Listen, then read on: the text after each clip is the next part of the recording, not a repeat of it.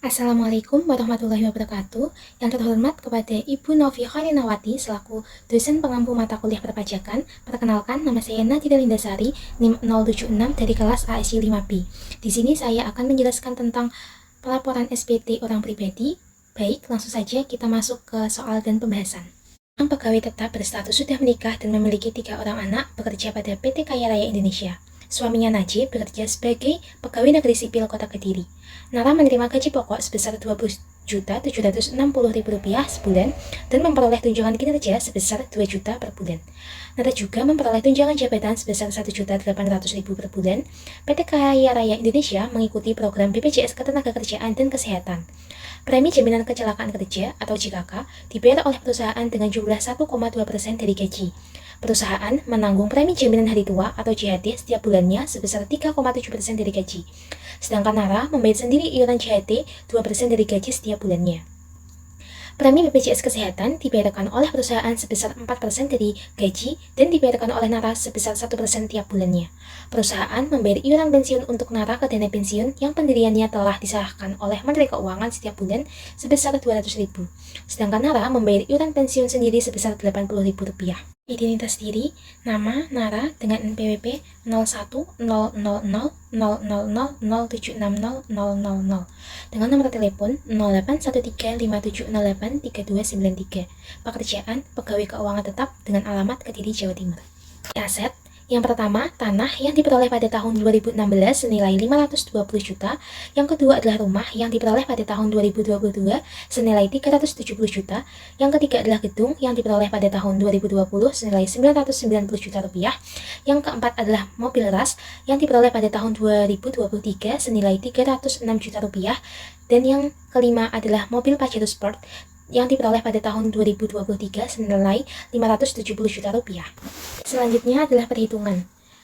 Perhitungan PPh pasal 21 adalah yang pertama kita masukkan gaji pokok senilai Rp20.760.000, tunjangan kinerja senilai Rp2 juta, tunjangan jabatan senilai Rp1.800.000, premi JKK senilai Rp249.120 yang diperoleh dari 1,2% dikali dengan gaji pokok, kemudian premi JHT senilai Rp352.920 yang diperoleh dari 1,7% kali gaji pokok, kemudian premi asuransi kesehatan senilai Rp830.400 yang diperoleh dari 4% dikali dengan gaji pokok. Jadi, penghasilan bruto sebulan adalah Rp25.992.440. Selanjutnya adalah pengurangan. Yang pertama adalah biaya jabatan senilai Rp500.000, kemudian iuran pensiun senilai Rp80.000, iuran JHT senilai Rp415.200 yang diperoleh dari 2% dikali dengan gaji pokok, kemudian iuran asuransi kesehatan senilai Rp207.600 yang diperoleh dari 1% dikali dengan gaji pokok. Jadi, jumlah pengurangannya adalah Rp1.202.800. Kemudian untuk mendapatkan penghasilan itu, yaitu penghasilan bruto dikurangi dengan pengurangan, yaitu Rp24.789.640. Kemudian untuk penghasilan itu setahun tinggal dikalikan 12, jadi senilai Rp297.475.680. Selanjutnya adalah PTKP atau penghasilan tidak kena pajak. Karena suami Nara adalah seorang pegawai negeri sipil, jadi 3 anak Nara menjadi tanggungan suaminya. Jadi, untuk status perpajakan Nara adalah tidak kawin tanpa tanggungan. Jadi, pengurangannya adalah untuk WP sendiri senilai 54 juta. Jadi, penghasilan kena pajaknya dalam setahun adalah Rp243.475.680. Kemudian, untuk PPh pasal 21, perhitungannya adalah 5% dikali dengan Rp60 juta, yaitu 3 juta. Kemudian, sisanya dikali dengan 15%, yaitu Rp27.521.352. Jadi, untuk PPh pasal 21 tahun, yaitu Rp30.521.352. Dan untuk PPh pasal 21 sebulan tinggal dibagi dengan 12, jadi totalnya adalah Rp2.543.446.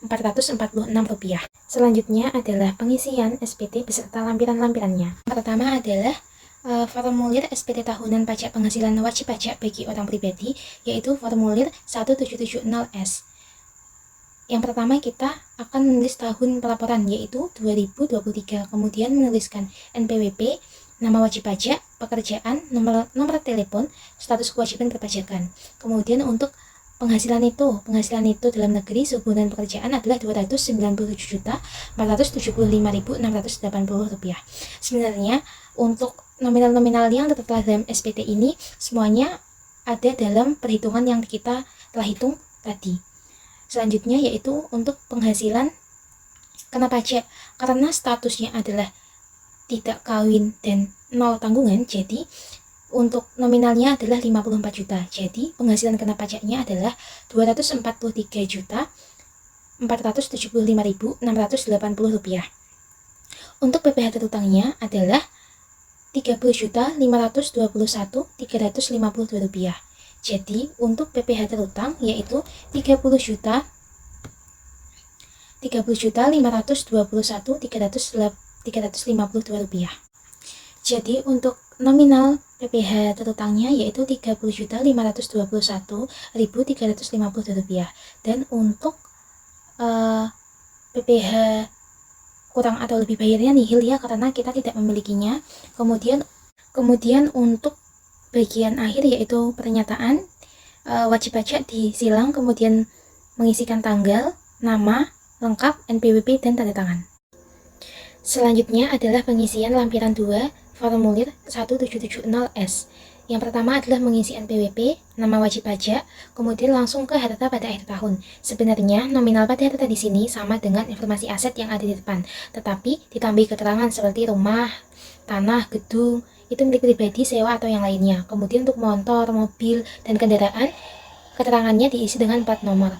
Kemudian langsung ke daftar susunan anggota keluarga. Karena Nara di sini statusnya tidak memiliki tanggungan, maka daftar susunan anggota keluarga ini tidak diisi atau kosong, atau dibiarkan kosong saja. Yang terakhir adalah pengisian formulir 1721A1, bukti potongan pajak penghasilan pasal 21 bagi pegawai tetap atau penerima pensiun atau tunjangan hari tua atau jaminan hari tua berkala. Yang pertama adalah menuliskan nomor surat, kemudian NPWP pemotong, kemudian nama pemotong. Nama pemotong di sini adalah nama perusahaan tempat bekerja. Kemudian menuliskan nama, NPWP, NIK, alamat, kemudian nama jabatan, dan yang lainnya. Kemudian masuk ke rincian penghasilan dan perhitungan PPh pasal 21. Untuk gaji pensiun atau THT atau JHT ini diperoleh dari penjumlahan gaji pensiun dengan JHT dan THT yang diperoleh dari perhitungan kita di awal tadi. Kemudian untuk tunjangan, premi asuransi itu juga diperoleh dari perhitungan kita di depan tadi. Sebenarnya formulir ini hanya untuk perincian ketika kita melakukan perhitungan perpajakan. Kemudian untuk perhitungan pasalnya adalah seperti yang dapat dilihat dalam video. Penghitungan PPh pasal 21 untuk jumlah penghasilan netonya adalah Rp243.475.680. Kemudian untuk lain-lainnya itu dapat dilihat dalam perhitungan kita tadi. Ketika kita bingung untuk menyocokkannya, kita bisa lebih teliti dalam menghitung lagi. Kemudian untuk penghasilan kena pajak setahun yaitu Rp243.475.680. Jadi semua yang ada dalam bukti pemotongan ini adalah hasil dari perhitungan kita di awal tadi. Kemudian untuk identitas pemotong adalah nama dari perusahaan seperti nomor NPWP perusahaan, nama perusahaan. Kalau dalam kasus kita adalah PT Kaya Raya Indonesia, kemudian tuliskan tanggal dan tanda tangan pemotong atau perusahaan tersebut. Baik, hanya itu yang dapat saya sampaikan. Kurang lebihnya mohon maaf. Wassalamualaikum warahmatullahi wabarakatuh.